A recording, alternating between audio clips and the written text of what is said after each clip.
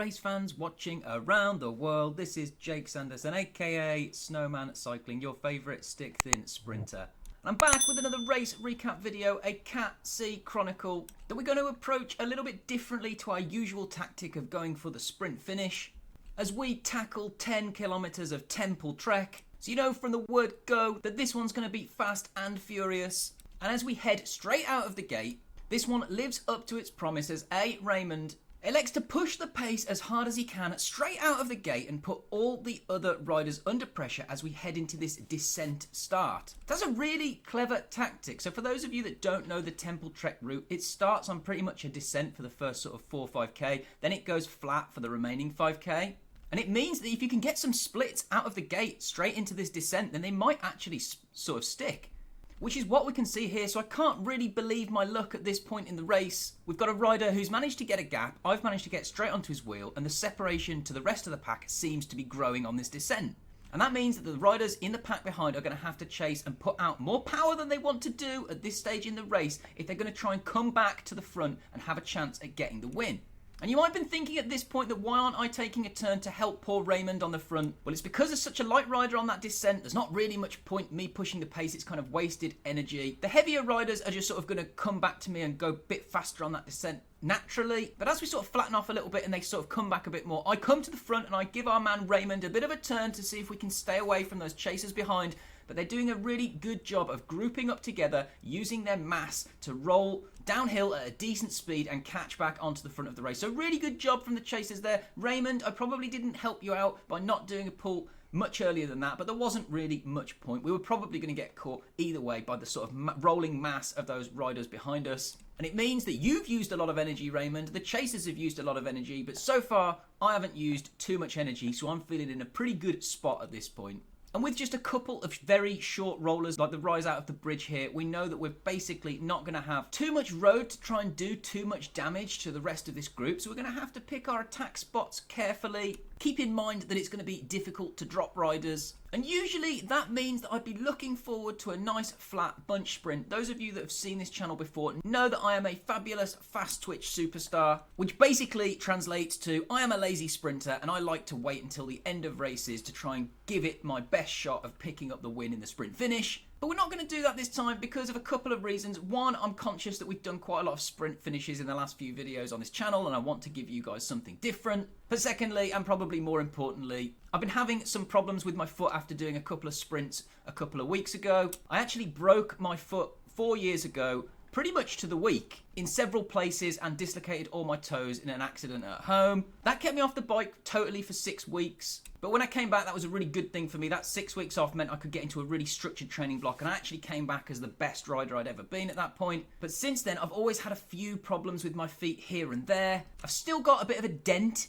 in the foot from the crush injury that I sustained. And basically what happened is when I did a big sprint last week, I seemed to have tweaked something around where that dent was, and it's been causing me some problems when I'm trying to do my top end sprint power and also when I'm walking around a little bit. And the upshot of that is I don't really want to do a big sprint effort today if I can avoid it in any way, shape or form. So we're going to lean on that a little bit and see if we can use some different tactics, try something a bit fun. And that means we're going to see if we can try and pull a win out of the top drawer without using our go-to weapon of that sprint. And it means like this, when these riders on the front are pushing the pace a little bit, I've just sort of got to be really careful to not let them get away. So we're going to be on the lookout here for any moves that look like they might stick. And if so, we're going to go with them, try and offer them up a turn. And if we don't see any moves that look like they might stick, then it means we'll try our own attacks. But as we can see here, this rider Turnbull has been pushing the pace for the last K or so, and they've got a little bit of a gap. So I elect to sort of go with them, offer them a little bit of a turn and see what happens. Not going all in here. This is just sort of a bit more of a tester to see how strong everybody's feeling. And we can see that the gaps do open up a little bit behind. So I elect to sort of put the power down a little bit,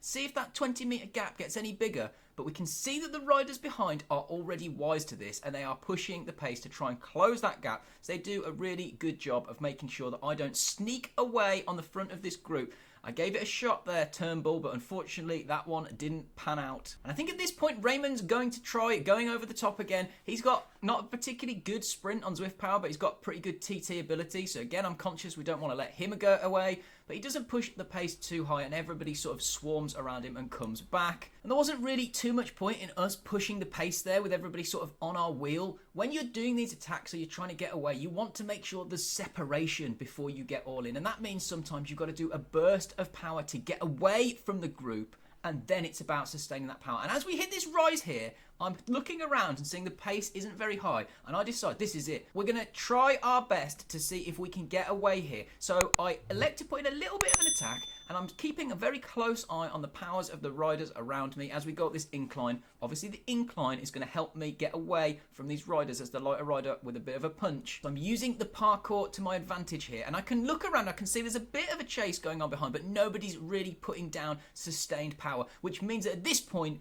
I realise I'm going to have to commit and I'm going to have to go all in. The gap is 50 metres, and it just means that it's so big that we're going to have to go all in. We can't afford to let up here. We're going to have to commit. We're going to have to go deep. We're going to have to dig in and see if we've got what it takes to hang on at the front of this race, or if the riders behind are going to organise themselves and manage to catch us before we hit that finish line. And as I'm looking behind, I can see that Beltramp seems to be the only one that's really taking the reins and trying to push the pace of the group behind to catch. So I know that if I keep this sustained power on, I've got a good crack at this, but we're going to have to go really deep and really hard. And at this point, we come around one of the lapped riders, and you can see here, it's quite interesting. I'm doing a fairly decent amount of power here, which means you think I would leave this lapped rider in the dust, but he must be making quite a sustained effort to stay on my wheel, and in fact manages to close the gap and get a bit closer onto my wheel.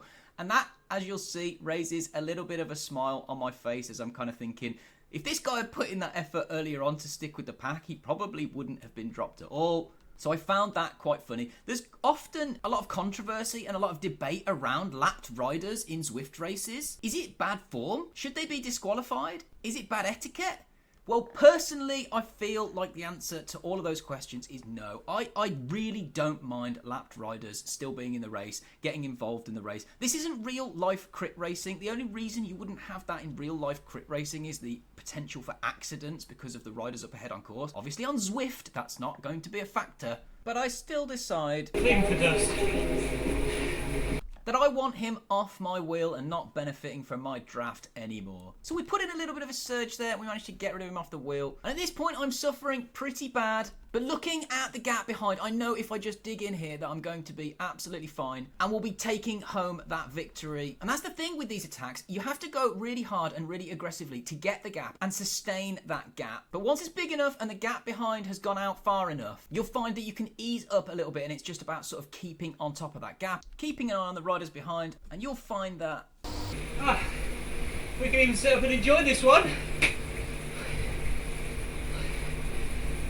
That's right, you get the opportunity to bust out your own arsenal of absolutely terrible celebrations, complete with sound effects and all, while the chase kicks off behind you for the podium places. As we roll towards the finish line, we can take a look at the average normalised power, see that the average power doesn't tell the whole story. The normalised was 22 watts higher, which shows you how surgy that one was with the attacks. I ended up doing a 7 or 8 minute power PB for the year to date so far, so really pleased with that one. Starting to feel like I got a little bit more energy and the power's coming back. So I'm expecting to get upgraded back to B in the next week or two. I'm doing a ladder race next week against some really strong B and A riders, so no doubt that one's going to kill me. So I hope you enjoyed that one. As always, guys, thank you for joining me. Make sure you like, comment, share, most importantly, subscribe. And as always, race fast, ride hard, and remember that you are appreciated.